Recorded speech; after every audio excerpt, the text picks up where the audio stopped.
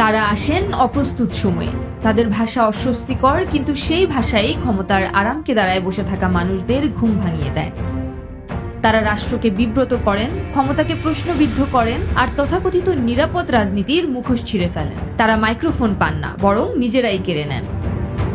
ইতিহাসে বিপ্লবীরা প্রথমে বিতর্কিত আর পরে অপরিহার্য হয়ে ওঠেন। 24 জুলাই গণ অভ্যুত্থান পরবর্তী সময়ে বাংলাদেশে এমনই এক অস্বস্তিকর কিন্তু সাহসী নাম ছিল শরীফ ওসমান বিন হাদি।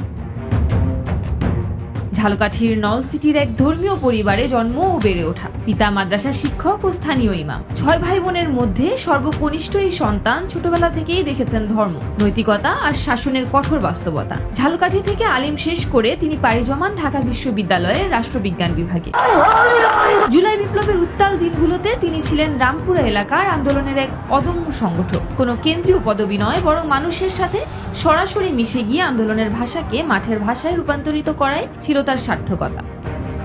5 আগস্টের পর যখন সবাই ক্ষমতার ভাগাভাগি কিংবা নিজের স্বার্থ উদ্ধারে ব্যস্ত, ঠিক তখনই তিনি নিয়ে আসেন ইনকিলাব মঞ্চ। ওসমান হাদি হয়ে ওঠেন এই মঞ্চের বলিষ্ঠ মুখপাত্র। তার দাবি ছিল স্পষ্ট, আওয়ামী লীগকে সাংবিধানিকভাবে নিষিদ্ধ করতে হবে। তিনি বলতেন, হত্যাকাণ্ডের দায়ে দলটির আর রাজনৈতিক বৈধতা থাকতে পারে না।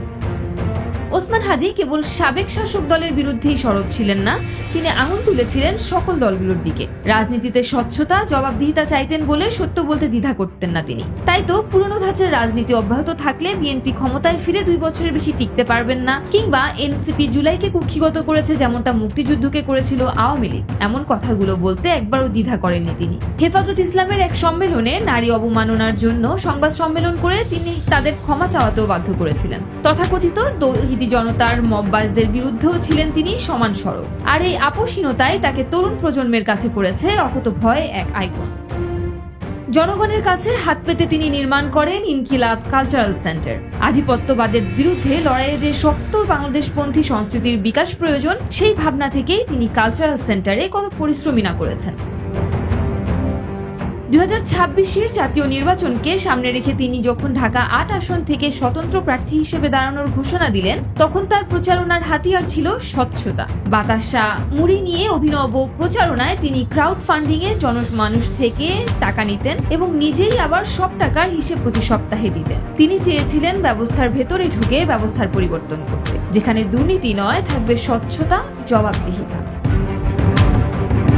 রাজনীতির কঠোর ভাষার বাইরে ওসমান হাদি ছিলেন একজন সংবেদনশীল কবি। সীমান্ত শরীফ ছদ্মনামে প্রকাশিত তার কাব্যগ্রন্থ লাভায় লাল শাক পূবের আকাশ আমাদের পরিচয় করিয়ে দেয় এক মর্মী ও প্রশ্নমুখর মানুষের সাথে। ওসমান হাদি জানতেন তার পথ কণ্টকাকীর্ণ।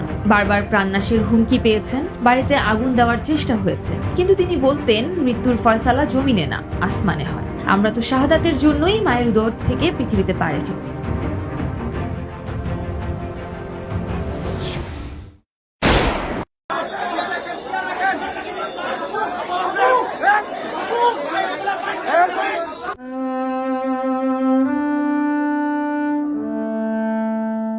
বাবাকে তীব্রভাবে ভালোবাসা হাদি নিজের জীবন নিয়ে শঙ্কিত না থাকলেও চিন্তিত ছিলেন নিজের 10 মাসের ছেলেকে নিয়ে। বলেছিলেন, তার কিছু একটা হয়ে গেলে যেন অন্তত বিচারটা ঠিকঠাক হয় আর তার ছেলেটাকে যেন কেউ দেখে রাখে। তার মৃত্যুর পর সরকার ওসমান হাদি পরিবারের দায়িত্ব নিয়েছে, কিন্তু বিচার, প্রশাসন আর আদালতের রন্ধ্রে রন্ধ্রে ঘাপটি মেরে থাকা ফ্যাসিবাদের দোসররা কি সেই বিচার হতে দেবে? ওসমান হাদির মৃত্যু কেবল একজন মানুষের বিদায় নয়, এটি রাষ্ট্রের সামনে ঝুলে থাকা এক অসম্পূর্ণ প্রশ্নচিহ্ন। বাংলাদেশের সত্য বলার শাস্তি যদি হয় গুলি, তবে সেই রাষ্ট্র কার? ওসমান হাদি চলে গেছেন, কিন্তু তিনি ক্ষমতার হৃৎপিণ্ডে এক গভীর কম্পন ধরিয়ে দিয়ে গেছেন। কিন্তু হত্যাকারীরা জানে, সত্যকে গুলি করে থামানো যায় না। হাদি তো বলেই গেছেন, আমি চলে গেলে আমার সন্তান লড়বে, তার সন্তান লড়বে, কিয়ামত পর্যন্ত আধিপত্যবাদের বিরুদ্ধে এই মাটির সন্তানেরা লড়াই জারি রাখবেই।